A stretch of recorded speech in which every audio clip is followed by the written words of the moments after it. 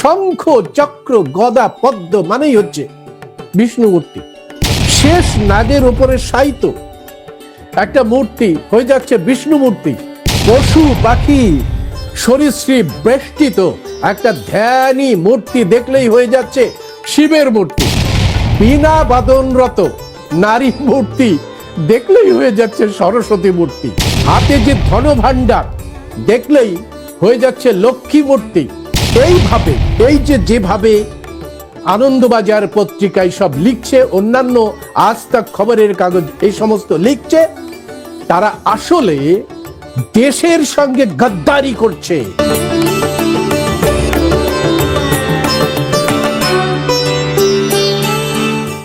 এই কাশ্মীর থেকে কন্যাকুমারিকা পর্যন্ত দেশের যে কোনো স্থানে আপনারা যদি খনন করেন তাহলে বুদ্ধ মূর্তি উঠে আসে। কিন্তু দুঃখের বিষয়ে সেই মূর্তিকে বৈজ্ঞানিকভাবে এবং প্রত্নতাত্ত্বিক উপায় যাচাই না করে আমাদের এই দেশের একদল অশিক্ষিত ইচ্ছাকৃতভাবেই মানুষের মধ্যে বিভ্রান্তি তৈরি করে চলেছে। মানুষকে অন্ধকারে নিমজ্জিত করার জন্যে কাল্পনিক কাহিনী ফেদে বিভিন্ন ধরনের বিভ্রান্তি তৈরি করছে তারা, আর এই বিভ্রান্তিকে বাড়িয়ে দিচ্ছে দেশের প্রত্নতাত্ত্বিক বিভাগ। আসলে প্রত্নতাত্ত্বিক বিভাগের এই যে ছেলে মানসিকতার জন্যই এই দেশের ইতিহাস বিকৃত হচ্ছে এবং একটি সংঘাতের পরিবেশ তৈরি হচ্ছে। প্রিয় দর্শক, আপনাদের একটি ছবি আমি দেখাই। আনন্দবাজার লিখছে, পুকুর সংস্কারের সময় উদ্ধার হাজার বছরের প্রাচীন বিষ্ণু মূর্তি। আনন্দবাজার.com সংবাদদাতা। মূর্তিটির মুখটা ভাঙা, সবকিছু ভাঙা এবং মূর্তিটি অর্ধেক ভাবে এখানে তুলে ধরা হয়েছে। আমি আপনাদের মূর্তিটাকে পুরোটাকেই দেখাচ্ছি। এই হচ্ছে সম্পূর্ণ মূর্তি। আর আনন্দবাজার পত্রিকা তাদের বিখ্যাত পত্রিকায় এইটা করেছে, বুঝতে পারছেন? যেটা ওরা বলছে, বর্ধমানের দুর্গাপুর গ্রাম পঞ্চায়েতের বড়র গ্রামে একটা পুকুর সংস্কার করতে গিয়ে যে খনন কার্যের জন্য যে মেশিন লাগানো হয়েছিল, অর্থাৎ এই যে মাটি কেটে সরিয়ে দেওয়া, আর্থ মুভার যাকে বলা হয়, জেসিবি যাকে বলা হয়, সেটা শুরু হয়েছিল, খনন কার্যটা শুরু হয়েছিল 19শে ফেব্রুয়ারি 2026 বৃহস্পতিবার বিকেলের দিকে। এই পুকুর থেকে পাওয়া যায় একটি মূর্তি। সেই খবর ছড়িয়ে পড়ে গ্রামে। আপনারা জানেন যে গ্রামবাসী এই ধরনের মূর্তি, গাছের থেকে জল বেরোচ্ছে, এ সমস্ত দেখলে এখনো কিভাবে একটা অন্ধ বিশ্বাস থেকে তারা সেখানে এসে হুজ্জুতি করতে শুরু করে, ভিড় করতে শুরু করে। তারপরে সেটাকে একটা পাশের গ্রামের একটা মন্দিরে রাখা হয়। আর এই মন্দিরে রাখার পরে খবর যায় মেমারি থানাতে। অদ্ভুতভাবে দেখুন, এই মূর্তিটা পাওয়ার সঙ্গে সঙ্গে যে সমস্ত মিডিয়াগুলো, ভারতের বাংলার যে সমস্ত মিডিয়াগুলো, তারা কাল্পনিক কাহিনী রচনা করে বলছে কালো কোষ্টি পাথরের মূর্তিটি নিবিড়ভাবে পর্যবেক্ষণ করে দেখা যাবে যে এটা ভগবান বিষ্ণুর মূর্তি, একটা ধ্রুপদী মূর্তি। কেউ বলছে এটাকে স্থানক মূর্তি। আবার পরবর্তীকালে দেখবেন কেউ বলছে এটা ত্রিবিক্রম মূর্তি। অর্থাৎ কত বড় পণ্ডিত বলুন এরা। কেউ বলছে স্থানক মূর্তি, কেউ বলছে ত্রিবিক্রম মূর্তি। কিছুদিন আগে আমাদের একজন বয়োজ্যেষ্ঠ প্রণম্য মানুষ, তার কাছে একটা ইন্টারভিউ নিতে গিয়েছিলাম। তিনিও হঠাৎ করে বললেন শঙ্খ চক্র গদা পদ্ম মানেই হচ্ছে বিষ্ণু মূর্তি। শেষ নাগের উপরে শায়িত একটা মূর্তি হয়ে যাচ্ছে বিষ্ণু মূর্তি। পশু পাখি সরীসৃপ বেষ্টিত একটা ধ্যানী মূর্তি দেখলেই হয়ে যাচ্ছে শিবের মূর্তি। বিনা বাদনরত নারী মূর্তি দেখলেই হয়ে যাচ্ছে সরস্বতী মূর্তি। হাতে যে ধনভাণ্ডার দেখলেই হয়ে যাচ্ছে লক্ষ্মী মূর্তি। দেশের ইতিহাস, দেশের পরম্পরা, দেশের শৌর্য বীর্যের পরম ইতিহাস সারা বিশ্ব যা দেখে ভারতকে স্যালুট করছে, সেই ইতিহাস সম্পর্কে একদল চরণামৃত ভোগী এইভাবে যেভাবে আনন্দবাজার পত্রিকায় সব লিখছে, তারা আসলে দেশের সঙ্গে গদ্দারি করছে, দেশের ইতিহাসকে বিকৃত করে দিচ্ছে এবং দেশের মান মর্যাদা ধুলোয় লুটিয়ে দিচ্ছে। এই যে বিষ্ণু বিষ্ণু করে চেল্লানো হচ্ছে, সেই বিষ্ণু কাল্ট কবে তৈরি হলো? বিষ্ণু কি একটি ঐতিহাসিক চরিত্র, না গল্পের কাল্পনিক চরিত্র, মাইথোলজির কাল্পনিক চরিত্র? কে জবাব দেবে এইটার? বিষ্ণু কি একটি ইতিহাস? বিষ্ণু কি কোনো কালে ভারতবর্ষের মাটিতে কোনো মায়ের পেটে জন্মেছিল? দম থাকলে এই প্রশ্নের জবাব দিয়ে আলোচনা শুরু করুন যে বিষ্ণু এই দেশের মাটিতে কোনো মায়ের পেটে জন্মেছিল। আবেগে মানুষকে দীর্ঘদিন ধরে বেঁধে রাখা যায় না। এই জন্যই এখন প্রশ্ন উঠেছে যে বিষ্ণু কাল্ট কবে তৈরি হয়েছে? সম্রাট প্রসেনজিৎ, অর্থাৎ গৌতম বুদ্ধের সময়ের সম্রাট, সেই সম্রাট প্রসেনজিৎর সময়ে এই বিষ্ণু কাল্ট ছিল। সম্রাট বিম্বিসারের সময় এই বিষ্ণু কোথায় ছিল? ভারতের কোন ইতিহাসে এই বিষ্ণু ছিল? চন্দ্রগুপ্ত মৌর্যের সময় বহু নিদর্শন পাওয়া যাচ্ছে। চন্দ্রগুপ্ত মৌর্যের সময় এই বিষ্ণুর অস্তিত্ব কি ছিল? সম্রাট অশোক ৮৪,০০০ ধম্মরাজিকা তৈরি করেছেন। তার যে মনের কথা তিনি রক অ্যাডিক্ট, পিলার অ্যাডিক্টেড লিখে গেছেন, চপ্পড় সেই সমস্ত লিখেছেন, বিভিন্ন ভাষায় সেগুলো লেখা হয়েছে, বিভিন্ন লিপিতে সেগুলো লেখা হয়েছে। কোথাও এই বিষ্ণুর অস্তিত্ব আছে সম্রাট অশোকের সময়ে? রাজা হর্ষবর্ধন, এই যে কিছুদিন আগের রাজা হর্ষবর্ধন, সেই রাজা হর্ষবর্ধনের সময় যে নালন্দা বিশ্ববিদ্যালয় বিশাল বড় সম্মান লাভ করেছিল, গৌরব লাভ করেছিল, সেখানে নালন্দা বিশ্ববিদ্যালয় পড়ে আছে, সেখানে বিষ্ণু ফিষ্ণু কিছু আছে? পাল যুগে, আমাদের এই পাল যুগে সেই পাল রাজাদের যে সমস্ত দস্তাবেজ আছে, সেখানে কোন বিষ্ণু মূর্তি আছে? বিষ্ণুর গল্প আছে?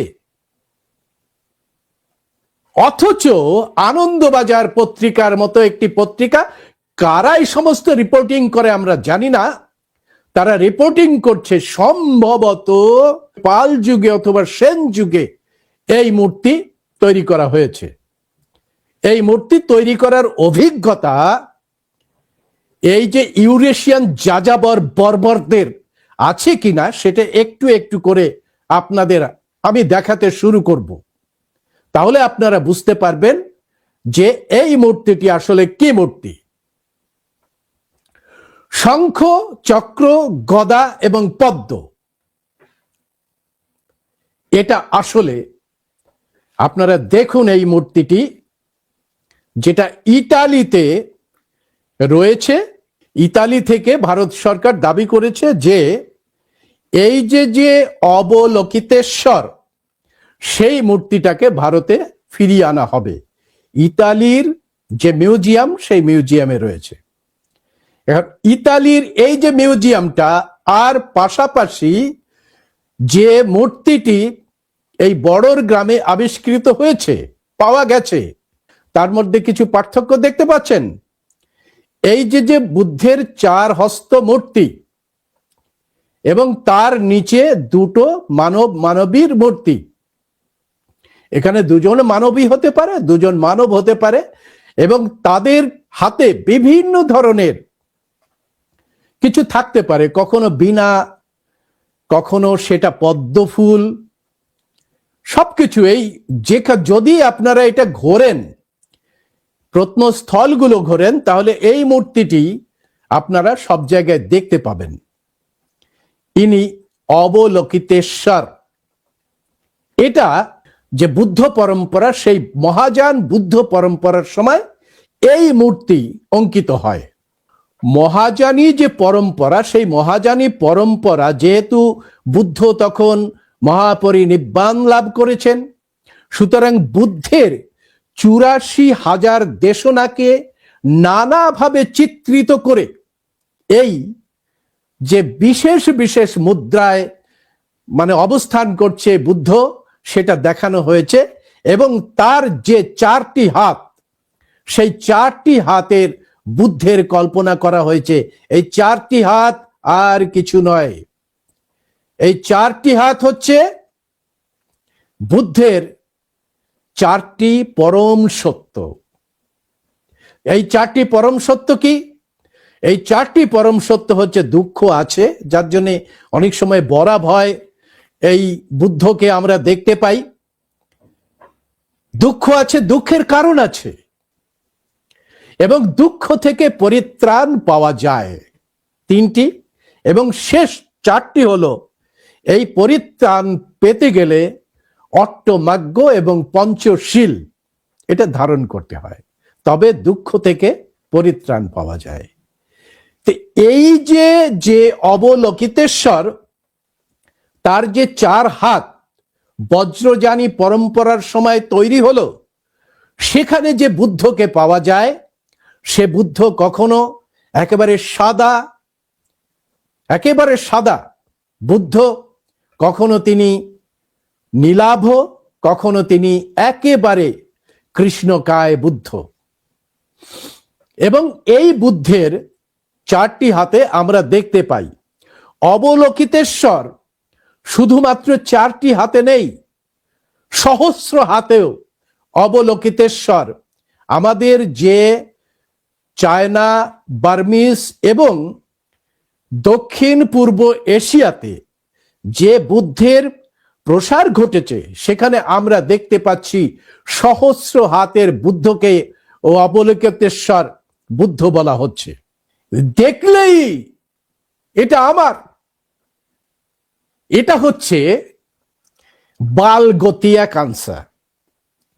এই বালগতিয়া কালচারের মধ্যে অবস্থান করছে ইউরেশিয়া থেকে আগত একদল যাযাবর। বাল শব্দটা বাংলায় খুব বেশি সম্মানজনক শব্দ নয়, অবজ্ঞা করার জন্য এটাকে ব্যবহার করা হয়। আসলে এই বাল শব্দটি একটি পালি শব্দ, যার থেকে কথ্য ভাষায় হয়েছে বাল। এর অর্থ হচ্ছে অসৎ, এর অর্থ হচ্ছে নির্বোধ, এর অর্থ হচ্ছে নিকৃষ্ট, এর অর্থ হচ্ছে অসাধু। স্বাভাবিক কারণেই যারা এই বাল গতিয়া অর্থাৎ অসাধু গতিজার সেই সংস্কৃতির সঙ্গে যুক্ত, তাকে আমি নাম দিয়েছি বালগতিয়া। দেখবেন সম্প্রতি এআই সামিটে, দিল্লিতে এআই সামিটে চীনের কুত্তাকে ২.৫ লক্ষ টাকায় কিনে এখানকার বালগতিয়ারা, তারা নাম দিয়েছে গালগটিয়া। বালগতিয়ার সঙ্গে গালগটিয়ারও খানিকটা সম্পর্ক পাওয়া গেল। তো এই বালগতিয়া কালচারটা আমরা এআই সামিটেও দেখতে পেলাম, গালগটিয়া ইউনিভার্সিটির মধ্যে দিয়ে।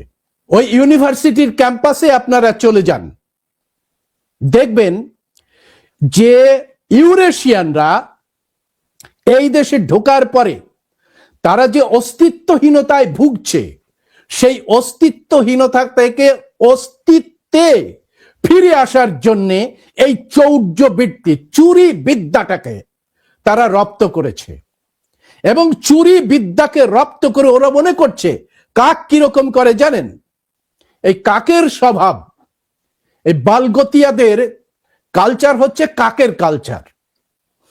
কাক একটা জায়গায় খাবার দেখলে সেটাকে ছো মেরে নিয়ে আসে, কিন্তু ওটাকে রাখার সময়, কোনো একটা জায়গায় রাখার সময় কাক চোখ বন্ধ করে থাকে, ভাবে আমি দেখতে পাচ্ছি না তো জগতের কেউ দেখতে পাচ্ছে না। তো বালগতিয়াদের অবস্থাটা কি হয়েছে? চীনের কুত্তা যখন এআই সামিটে আছাড়ি পাছাড়ি খাচ্ছে, সেই সময় চীন থেকে বলে দিয়েছে যে এটা ভারত এই গালগোটিয়া ইউনিভার্সিটি এরা 2.5 লক্ষ টাকায় কিনেছে। কিন্তু এই যে গালগোটিয়া ইউনিভার্সিটি তারা কি বলছে, 3.5 কোটি টাকার মধ্যে আমরা এই কুত্তাটাকে ডেভেলপ করেছি। উই ডেভেলপ কথা বলছে, উই ডেভেলপ। এখন কাঁদুনি হয়েছে, তাকে সাসপেন্ড করেছে। তো এটা তো মোদির ইউনিভার্সিটি। তো ভারতের যে সভ্যতায় ইউরেশিয়ান যে যাযাবর বর্বর, এদের কোনো অবদান নেই। এ কথা স্বামী বিবেকানন্দ বলেছেন, এ কথা আপনারা মস্কো থেকে পন্ডিচেরি এই বইতে পাবেন। এ কথা দয়ানন্দ সরস্বতী তার বইতে বলেছেন। একাধিক জায়গায় এই যে বালগতিয়া কালচারকে নিন্দা করা হয়েছে। মস্কো থেকে পন্ডিচেরিতে এই বালগতিয়া কালচারের মানুষদের বলা হয়েছে নরখাদক। আমরা একটি গবেষণামূলক ইউটিউব প্রকাশ করেছি যার নাম হচ্ছে নরখাদক। আপনারা ভয়েস অফ বহুজনে গিয়ে ওই নরখাদক যে কালচার, মানে বালগতিয়া কালচার, সেই কালচারের ভিডিওটা দেখুন। সেখানে দেখবেন আমি একেবারে পুঙ্খানুপুঙ্খ ভাবে কেন এই বালগতিয়া কালচারের মধ্যে দিয়ে তৈরি হচ্ছে গালগোটিয়া ইউনিভার্সিটি, এবং তারা এই চৌর্যবৃত্তিটাকে এই বিশ্ব এআই সামিটে এনে ভারতের মাথা নত করে দিচ্ছে, মর্যাদা ধূলিসাৎ করে দিচ্ছে। সেটা আপনারা বুঝতে পারবেন, কারণ এই কালচারটা করেই এরা ভারতের 84,000 যে ধম্ম রাজিকা, সেই ধম্ম রাজিকাকে এইভাবে বালগতিয়া কালচারের মধ্যে দিয়ে তারা ধ্বংস করেছে, তারা হাইজ্যাক করেছে এবং তারা বিকৃত করে ভারতের সংস্কৃতি, ভারতের ইতিহাসকে ধ্বংস করার চেষ্টা করেছে। বন্ধুরা, আপনারা ভালো করে দেখুন, আমি পরিষ্কার করে বলে দিচ্ছি, দেখুন এই ভারতের সিভিলাইজেশনে, সভ্যতায় এই যাযাবরদের, নরখাদক যাযাবরদের কোনো অবদান নেই। মেগাস্থিনিস যখন চন্দ্রগুপ্ত মৌর্যের সময় আসেন, তখন এই যে বালগতিয়া কালচারিস্টদের কথা বলেননি, উল্লেখ করেননি। তিনি দেখেছেন এখানে এসে এদেশটা সুন্দর, এদেশের প্রত্যেকটা মানুষ স্বাস্থ্যবান, এদেশে নিরক্ষরতা নেই, এদেশের মানুষ শান্তিপূর্ণ অবস্থায় খোলা দরজা রেখে ঘুমোতে পারে। এদেশের যে রাজপ্রাসাদ, সেই রাজপ্রাসাদ রোমের রাজপ্রাসাদকেও ঈর্ষা জাগায়। এটা আমরা বলছি না, মেগাস্থিনিস বলছে। ফাহিয়েন এসে এই বালগতিয়াদের কথা বলেনি। আলবেরুনি এসে 1030-31 সালে এসে এই বালগতিয়াদের বলেন যে মান্যবর, আপনারা এত সমস্ত কথা বলছেন, এই বালগতিয়া কালচারের মানুষেরা তখন মুসলিম হারেমের মধ্যে ঢুকে পড়েছে। মুসলিম হারেমে ঢুকে সেই হারেমের জলসা ঘরে যত নর্তকী আছে, সেই নর্তকী সাপ্লাই দেয় এই বালগতিয়া কালচারের মানুষেরা, অর্থাৎ ইউরেশিয়ান যাযাবরেরা। সেখানে আমাদের মূল নিবাসী মানুষদের কোনো স্থান ছিল না। এই মুসলিমদের হারেমের মধ্যে ঢুকে যখন তারা বড় বড় গল্প করে, গল্পটা কিরকম জানেন? গল্পটা হচ্ছে রামের গল্প। রামের গল্প শুনেছে, কৃষ্ণের গল্প, বিষ্ণুর গল্প, শিবের গল্প, এই সমস্ত গল্প শুনে আমাদের যে আলবিরুনি বলছে, মহাশয় এত সময় গল্প টল্প করছেন, তো গল্পের যে লিখিত গ্রন্থ কি আছে? বলছে লিখিত গ্রন্থ কিছু নেই, সব আমাদের মাথায় আছে।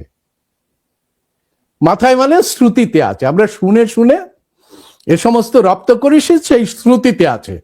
অর্থাৎ চিটিংবাজের অন্যতম উপায় হচ্ছে এইরকম চিটিংবাজি করা।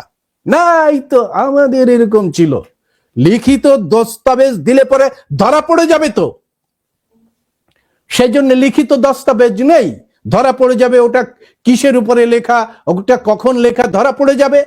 সেই ধরা পড়ে যাওয়ার ভয়ে এরা বলছে আমাদের স্মৃতিতে আছে, আমাদের শ্রুতিতে আছে। তা স্মৃতি আর শ্রুতি নিয়ে ওদেরকে মুসলমান শাসকদের খানিকটা ভুলিয়েছে। কিন্তু আলবিরুনি বলেছে এসব যারা পড়াশুনো করে তাদের কাছে ধোপে টিকবে না, কিছু লিখে রাখুন, লিখতে শুরু করুন, লেখা শিখুন। এই প্রথমে মুসলিম হারেমে বসে লিখবেটা কি? আমার কাছে এখানে দেখুন, আমাদের যে জাতীয় অধ্যাপক চট্টোপাধ্যায় মহাশয়, তার একটা বইতে তিনি লিখেছেন যে এদের হাতে কোনো লিপি ছিল না, এরা এতই যাযাবর, এদের হাতে লিপি ছিল না। ইউনিভার্সিটির কথা বলছে, টোলের কথা বলছে। আরে বাবা, টোলে গেলে শুধুমাত্র এই কি মাথা নাড়িয়ে এই সমস্ত উচ্চারণ হচ্ছে কিনা সেগুলো লেখা থাকবে? তো লেখার কোনো বিদ্যা, লেখার কোনো সরঞ্জাম, যে সমস্ত উপাদান লাগে, কিচ্ছু নেই তাদের হাতে। তো 1464 সালের পরে আমরা দেখতে পেলাম যে এরা দাবি করছে ভান্ডারকর লিপি সংগ্রহশালায় অন্তত 2 পাতার বেদের 2 পাতা আছে। সে যদি আপনি পরীক্ষা করেন তাহলে সেখানেও এই বালগতিয়া কালচার ধরা পড়ে যাবে। কেন জানেন? সেখানে ক্যালিওগ্রাফিতে লেখা হচ্ছে। আপনি ভাবুন, ক্যালিওগ্রাফি এই দেশে এলো কবে? এই দেশে ক্যালিওগ্রাফি লেখার স্টাইল কবে থেকে এলো? আর ওই যে কাগজটিতে লেখা হয়েছে, সেই কাগজটি হচ্ছে আরব বণিকদের আনা, বিদেশ থেকে আনা কাগজের উপরে লেখা হচ্ছে।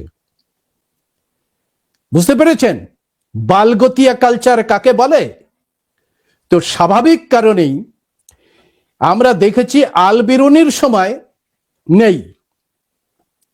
আপনাদের কাছে আরো অপশন দিচ্ছি আমি, যে মুঘল হারেমে যে রাধা কৃষ্ণের ছবি আঁকা হয়েছে, সেই রাধা কৃষ্ণের ছবি কি? কৃষ্ণের মুখে দাড়ি, রাধার মুকুট, কৃষ্ণ বলছে ওই দেখো ঈদের চাঁদ উঠেছে, এইগুলো আছে। অর্থাৎ ঈদের চাঁদ থেকে পূর্ণ জ্যোৎস্নায় লীলা করা, এ সমস্ত কিছুই হয়েছে এই ডেভেলপমেন্ট হয়েছে মুঘল আমলে।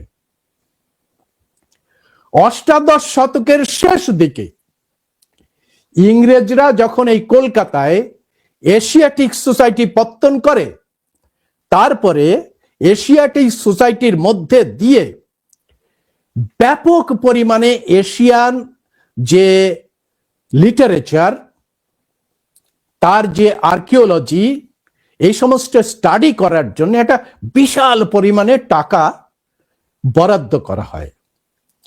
এই এশিয়াটিক সোসাইটি পত্তনের পরে এরা কি করে, এই বালগতিয়া কালচারের যারা প্রতিপালিত তাদের বংশধরেরা যখন বুঝতে পারে যে এই সমস্ত লিটারেচার রয়েছে নেপালে, এই সমস্ত লিটারেচার রয়েছে চীনে, বার্মাতে, জাপানে, থাইল্যান্ডে এবং শ্রীলঙ্কায়, তখন তারা দৌড়ে সেখানে চলে যায়। এটাও একটা ভয়ঙ্কর রকমের ষড়যন্ত্র। কারণ ওই যে পুঁথি, সেই পুঁথিগুলো তালপাতায় লেখা সেই পুঁথি ধম্মলিপি পড়ে ফেলেছে ইতিমধ্যেই। ইউরোপিয়ান যে স্কলাররা ধম্মলিপিটা পড়ে ফেলেছে, সুতরাং ওই লিপির মধ্যে রয়েছে ধম্মলিপিতে লেখা নানা ধরনের গ্রন্থ। সেগুলো যদি ইংরেজদের হাতে পড়ে তাহলে ইংরেজরা স্টাবলিশ করে দেবে যে এই দেশটি গৌতমা বুদ্ধের যে বিচারধারা সেই বিচারধারার উপর প্রতিষ্ঠিত। ফলে এরা কি করেছে, রিসার্চ করার নামে এই সমস্ত দেশগুলো গিয়ে টাকা দিয়ে, ভাবুন, টাকা দিয়ে, ঘুষ দিয়ে, বালগতিয়া কালচার কেন বলছি, ঘুষ দিয়ে ওই সমস্ত পুঁথি যে সমস্ত জায়গায় আছে সেখান থেকে উদ্ধার করার নামে সেগুলোকে ধ্বংস করেছে, ছিঁড়েছে, ঘষেছে, নষ্ট করেছে। তারপরে যখন ইংরেজদের হাতে পৌঁছে দিচ্ছে তখন বলছে সে পুঁথি পাঠোদ্ধারের মতো নয়। এরকম পুঁথি নিয়ে আমাদের একটা দারুণ ভিডিও রয়েছে। পুষ্যমিত্র শুঙ্গের যে বিভ্রান্তি, সেই বিভ্রান্তিটাকে আমরা ভেঙে দিয়েছি। সেই পুষ্যমিত্র শুঙ্গের বিষয়টাকে নিয়ে গবেষণা করতে গিয়ে দেখা যাচ্ছে যে অশোকাবাদান বলছে 2য় শতকে লেখা হয়েছে অশোকাবাদান। তো এই সমস্ত চালাকি বজ্জাতি আমরা ভেঙে দিয়েছি আমাদের গবেষণামূলক যে ভিডিওগুলো আছে সেই ভিডিওতে। অর্থাৎ মুঘল হারেম থেকে কিছু পাওয়া যায়নি, পাওয়া গেল কখন? পাওয়া গেল এশিয়াটিক সোসাইটি পত্তন হওয়ার পরে এই কাণ্ডটা ঘটেছে। এবং উইলকিন্স নামে একজন ইংরেজ, তিনি প্রথম dialogues of Krishna and Arjuna বলে একটি গ্রন্থ লেখে। পরবর্তীকালে সেটাকেই মহাভারতের কথা বা গীতা, শ্রীমদ্ ভাগবত গীতা হিসেবে সেটাকে স্টাবলিশ করা হয়। এবং উইলকিন্স তখন এদেশে ছাপার কাগজ আসেনি, ছাপাখানাও আসেনি, এইটাকে তিনি ছাপিয়েছিলেন লন্ডন থেকে। এটা একেবারে অনলাইনে আপনারা দেখতে পাবেন যে উইলকিন্স এই কাজটা করেছিলেন। এই যে কাজটি করার পরে উৎসাহিত হয় যে আমাদের হাতে তো কোনো প্রত্ন নিদর্শন নেই, প্রত্নস্থলগুলো খনন করলে শুধু বুদ্ধ উঠে আসছে। বুদ্ধের যে হাজার দেশনার যে মুদ্রা, সেই মুদ্রাগুলোতে বুদ্ধকে পাওয়া যাচ্ছে। সেই বুদ্ধ 4 হাত যুক্ত, সেই বুদ্ধ বীণা বাদন যুক্ত, সেই বুদ্ধ বাঁশি বাদন যুক্ত, সেই বুদ্ধের হাতে ত্রিশূল রয়েছে, সেই বুদ্ধের হাতে মানে তীর ধনুক রয়েছে। এই সমস্ত বুদ্ধই উঠে আসতে শুরু করে এবং এই সব কিছুই পৃথিবীর বিখ্যাত আর্কাইভগুলোতে, মিউজিয়ামগুলোতে রয়েছে। তো স্বাভাবিক কারণে এটা থেকে এই যে অস্তিত্বহীনতা, সেই অস্তিত্বহীনতা থেকে অস্তিত্বে ফিরে আসার জন্য বালগতিয়া কালচারের যে বংশধরেরা এই কাণ্ডটা করল। 1893 সালে রবি বর্মা, তিনি কেরলের রাজা রবি বর্মা বলা হয় তাকে, রাজা রবি বর্মা, তিনি ইউরোপিয়ান স্টাইলে মানে আর্ট শিখে প্রথম এই দেব দেবীর চিত্র আঁকতে শুরু করেন। একেবারে এশিয়াটিক সোসাইটি পতন হওয়ার পরে আমরা দেখি 1893 সালে তিনি কলম্বিয়াতে, আমেরিকাতে একটা এক্সিবিশন করে এবং সেই এক্সিবিশনের পরে আমেরিকাতেও এই দেব দেবীদের গল্প শুরু হয়। এর বাইরে আগে কোনো অস্তিত্ব নেই। রবি বর্মার পরে এবং এশিয়াটিক সোসাইটি পত্তন হওয়ার পরে শুরু হয়ে যায় ব্রাহ্মণ সাহিত্য রচনার। প্রথমে রচনা করেছিল কাদের সহযোগিতা নিয়ে? মুসলমানদের সহযোগিতা নিয়ে, যারা বাইরে থেকে এসেছে, বিদেশ থেকে আগত মুসলমানদের এরা নিয়ে এসেছে বুদ্ধিজমটাকে ধ্বংস করার জন্যে, বুদ্ধিজমটাকে বরবাদ করার জন্যে। আপনারা খেয়াল করে দেখুন, এদের বংশধরেরা কায়দা করে ইসলাম ধর্ম গ্রহণ করে রাজা হয়েছে। হারেমে বেটিটাকে দিয়েছে যাতে তার যে নাতিপুতিগুলো রাজা হতে পারে। এরা রাজা হওয়ার পরে প্রথম কাজটা যেটা করেছে, ইসলামের ছদ্মবেশে ভারতের যে বুদ্ধ সংস্কৃতি, সেই বুদ্ধ সংস্কৃতিটাকে নষ্ট করেছে। কারণ অন্তরে তো তার বালগতিয়া কালচার, অন্তরে রয়েছে বিষ, যে এই বুদ্ধিজম যদি থাকে তাহলে ওদের যে বালগতিয়া কালচার, চুরি, ছাছড়ামি, চিন্তাই, রাহাবাজি, এগুলো প্রচার করা যাবে না। সেই জন্য তারা প্রয়োজনে ইসলাম গ্রহণ করে রাজা হয়ে এই মূর্তিগুলোকে ধ্বংস করেছে। ধ্বংস করেছে কিভাবে? এইবার আপনারা দেখতে পাবেন যে এই যে মূর্তিটি আপনারা দেখছেন, সেই মূর্তিটির এই যে মূর্তিটি আপনারা দেখছেন, সেই মূর্তিটির মুখটা ভাঙা কেন বুঝতে পারছেন? প্রথমে ভেঙেছে মুখ, কারণ মুখের মধ্যে যে শিল্প রয়েছে, যে চোখ, যে নাক, শিল্প রয়েছে, সেই শিল্পের মধ্যেই রয়েছে বুদ্ধিজম। আর এটাকেও, এই যে মূর্তিটি ভাঙার পরেও এটাকে নিতে পারেনি। এই দেখুন, বুদ্ধের চূড়ায় এই যে দাঁড়িয়ে আছে যে অবলোকিতেশ্বর, তার ঠিক উপরে চূড়ায় ধ্যানস্থ অর্থাৎ সমাধি আকারে বসে আছে গৌতম বুদ্ধ। চুরিটা অত সহজ জিনিস নয়। এখন এই যে 4 হাত হচ্ছে বুদ্ধের 4টি পরম সত্য, সেই 4টি পরম সত্য, এবং 4টি পরম সত্যকে কিভাবে তিনি করেছেন? তিনি দুঃখটাকে নিবারণ করার উপায় বলেছেন, অর্থাৎ দুঃখটাকে ধারণ করে তার উপায় হিসেবে পঞ্চশীল এবং অষ্টমার্গ দান করেছেন। পাশাপাশি রয়েছে ধম্ম চাকা। ধম্ম চাকা হচ্ছে এই যে কসমিক রিলিজিয়ান, সেই রিলিজিয়ানের চাকা ঘুরছে অ্যান্টি ক্লকওয়াইজ, ক্লকওয়াইজ নয়। বুদ্ধিজমে অ্যান্টি ক্লকওয়াইজ ঘুরছে। তো স্বাভাবিক কারণে এই যে নির্বোধেরা সংবাদ পরিবেশন করছে, এই যে গালগতিয়া মানে বালগতিয়া কালচার, সেই কালচারটা কিন্তু এই ভারতের একেবারে দুর্গতির জায়গায় নামিয়ে দিয়েছে। এদের লজ্জা নেই, এদের ইচ্ছাও নেই যে আমার দেশের এত কিছু রয়েছে, সেই কিছু আমি একটু পড়াশুনো করি, অন্তত বুদ্ধিজমটাকে, এই যে মূর্তিগুলো উঠে আসছে তার জন্য একটু পড়াশুনো করে দেখি যে এটা সেই 84,000 যে দেশনা রয়েছে, সেই 84,000 দেশনার মধ্যে এটা কোন দেশনা,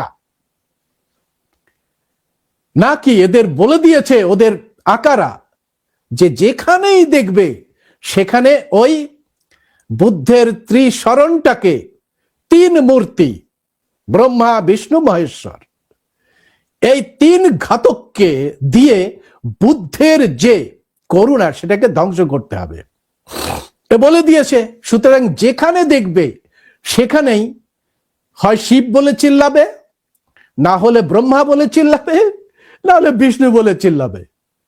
এই পুরো যে পুরাণ কাহিনী রচিত হয়েছে ইংরেজদের সময়, এরা ভুলেই গেছে যে এদের পরিচয়টা হচ্ছে ভারতীয়। এরা মনে করছে এরা হিন্দু, সেই জন্যে একটা বিদেশি শব্দকে এরা রপ্ত করে এদের মস্তিষ্কের মধ্যে যে প্রাচীন প্রজ্ঞা ছিল, সেই প্রজ্ঞাগুলো চরণামৃততে আচ্ছাদিত হয়ে, চরণামৃত খেয়েই এদের হ্যাংওভার হচ্ছে এবং বমি করে তারা ওই ব্রাহ্মণ্যবাদকে আগিয়ে দিচ্ছে। আর সব থেকে খারাপ কাজ করছে, মানে অভিসন্ধিমূলক কাজ করছে এই দেশের ওই আরএসএস এর ল্যাবরেটরি থেকে বের হওয়া, বিভিন্ন দপ্তরকে কবজা করে নেওয়া আর্কিওলজিস্টরা। বিভিন্ন আর্কিওলজিক্যাল সাইটে এরা পাওয়ার সাথে সাথে নিজেরাই সেটাকে খানিকটা ধ্বংস করে দিয়ে এটাকে ওই ব্রাহ্মণ্যবাদী দেবদেবীর মূর্তিতে ঘোষণা করে দিচ্ছে, নিচে লিখে দিচ্ছে। কিন্তু ধরা পড়ে যাবে তো। অমিতাভ মূর্তিকে, বুদ্ধের অনন্য আর একটা মূর্তি অমিতাভ মূর্তিকে তারা বিষ্ণুর মূর্তি বলছে। কিন্তু বিষ্ণু চরিত্রটা যা তৈরি করেছ, বিষ্ণু পুরাণে বিষ্ণু চরিত্রটা যা তৈরি করেছ, সেই চরিত্র কেউ নিতে পারবে? যারা সচেতন মানুষ, যারা পড়াশুনো করে, যে মানে বিষ্ণু চরিত্র তৈরি করেছ, সেই চরিত্র ঘরে রাখা যায়? প্রশ্ন করবে, শিশুরা প্রশ্ন করবে, বাবা এই কি, বিষ্ণুর একই চরিত্র, ফেলে দেবে, নেবে না। পৃথিবীতে কেউ নেয়নি। ধীরে ধীরে ধীরে ধীরে ছোট হয়ে যাচ্ছে এই ব্রাহ্মণ্যবাদীর যে বালগতিয়া কালচার, তাদের মধ্যে সীমাবদ্ধ হচ্ছে। আমরা বলছি মানুষ হও, ব্রাহ্মণ না হয়ে আগে মানুষ হও, তাহলে বুঝতে পারবে যে ভারতের সম্পদ ভারতকে কতটা সমৃদ্ধশালী করেছিল এবং ভারতকে কতটা সম্মান এনে দিয়েছিল। পরিষ্কার করে আমরা জানাচ্ছি যে যে সমস্ত মূর্তিগুলো খনন কার্যের ফলে এবং বিভিন্ন উপায়ে উঠে আসছে, তাকে এই অশিক্ষিত মিডিয়াগুলো ফট করে কিছু না বলে ভারতের যে প্রত্নতত্ত্ব বিভাগ, সেই প্রত্নতত্ত্ব বিভাগ এটার কার্বন ডেটিং করুন। দরকারে ইউনেস্কোর যে কালচারাল টিম রয়েছে, সেই টিমের সাহায্য নিয়ে প্রত্যেকটা যে নিদর্শন, সেই নিদর্শনটাকে সার্বজনীন এবং বিশ্ব যে পরিচিতি, সেই পরিচিতিটা দিন। তাতে ভারতের কালচারের উন্নত হবে এবং আপনাদেরও মাথা খাড়া হবে। এই কথা বলে আপনাদের সবাইকে সম্মানজনক শ্রদ্ধা জানিয়ে আজকের আলোচনা মোটামুটি এখানে শেষ করছি।